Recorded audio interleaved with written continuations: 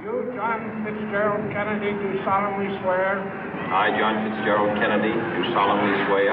That you will faithfully execute the office of President of the United States. That I will faithfully execute the office of President of the United States. And will, to the best of your ability. And will, to the best of my ability. Preserve, protect, and defend the Constitution of the United States. Preserve, protect, and defend the Constitution of the United States. So help you God. So help me God.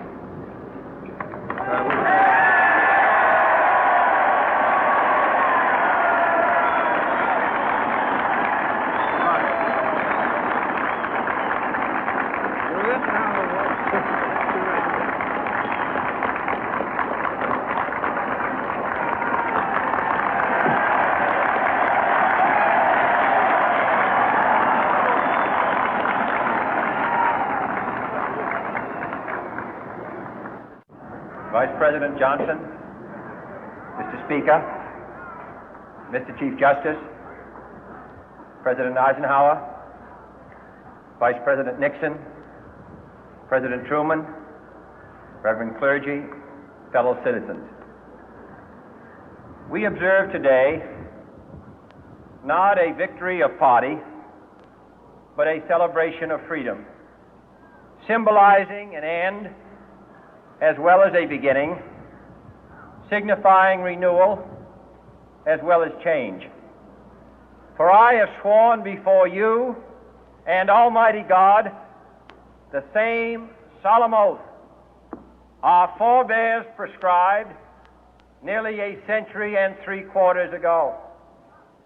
The world is very different now, for man holds in his mortal hands the power to abolish all forms of human poverty and all forms of human life. And yet the same revolutionary beliefs for which our forebears fought are still at issue around the globe. The belief that the rights of man come not from the generosity of the state, but from the hand of God. We dare not forget today that we are the heirs of that first revolution.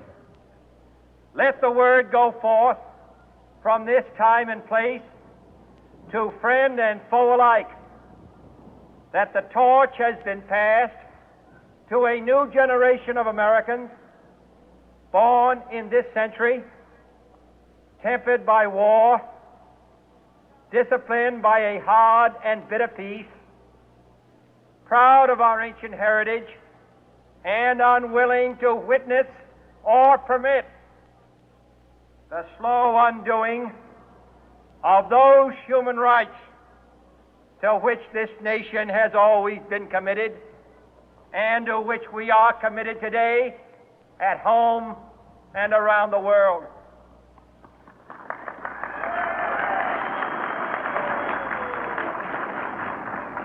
Let every nation know, whether it wishes us well or ill, that we shall pay any price, bear any burden, meet any hardship, support any friend, oppose any foe to assure the survival and the success of liberty.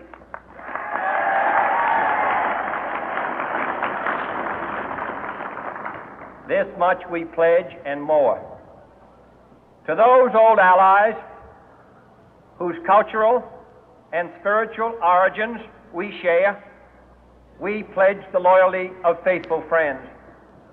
United, there is little we cannot do in a host of cooperative ventures.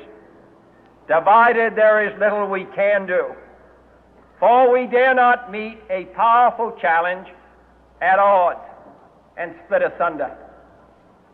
To those new states whom we welcome to the ranks of the free, we pledge our word that one form of colonial control shall not have passed away, merely to be replaced by a far more iron tyranny. We shall not always expect to find them supporting our view, but we shall always hope to find them strongly supporting their own freedom, and to remember that in the past, those who foolishly sought power by riding the back of the tiger ended up inside.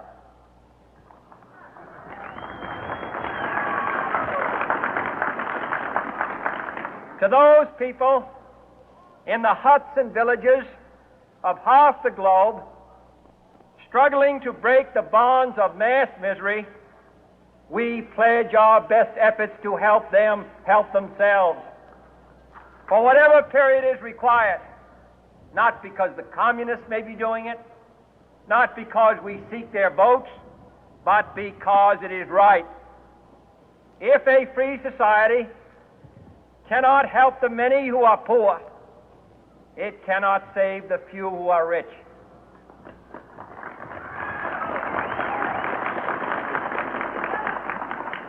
To our sister republics south of our border, we offer a special pledge to convert our good words into good deeds, in a new alliance for progress, to assist free men and free governments in casting off the chains of poverty. But this peaceful revolution of hope cannot become the prey of hostile powers.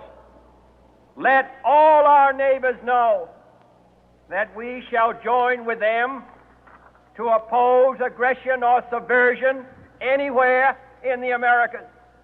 And let every other power know that this hemisphere intends to remain the master of its own house.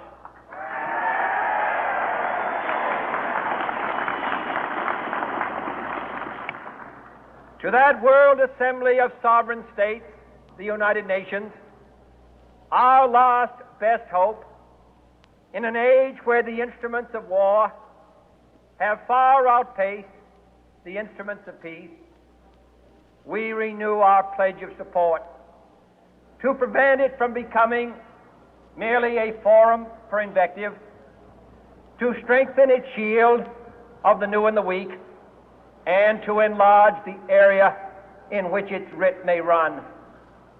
Finally, to those nations who would make themselves our adversary, we offer not a pledge, but a request that both sides begin anew the quest for peace.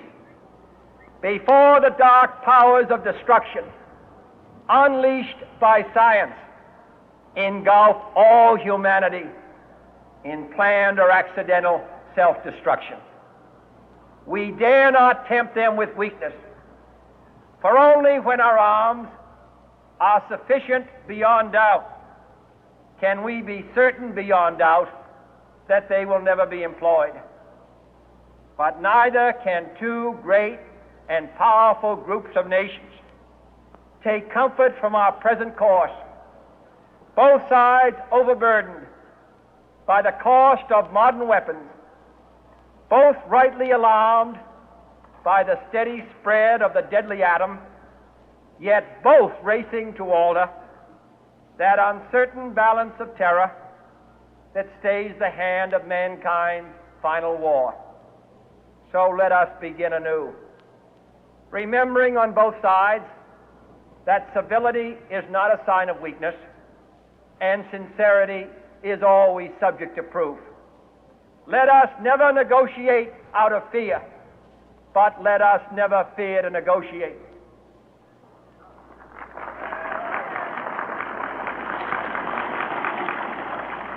Let both sides explore what problems unite us, instead of belaboring those problems which divide us.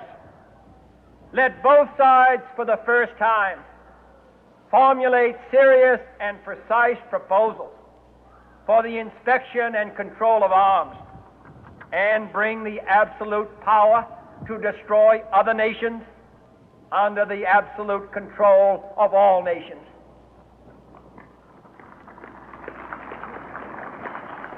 Let both sides seek to invoke the wonders of science instead of its terrors. Together, let us explore the stars, conquer the deserts, eradicate disease, tap the ocean depth, and encourage the arts and commerce.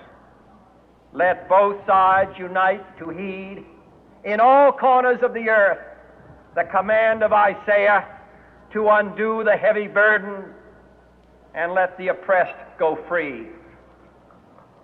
And if a beachhead of cooperation may push back the jungle of suspicion, let both sides join in creating a new endeavor, not a new balance of power, but a new world of law, where the strong are just and the weak secure and the peace preserved. All this will not be finished in the first 100 days, nor will it be finished in the first 1,000 days, nor in the life of this administration, nor even perhaps in our lifetime on this planet. But let us begin.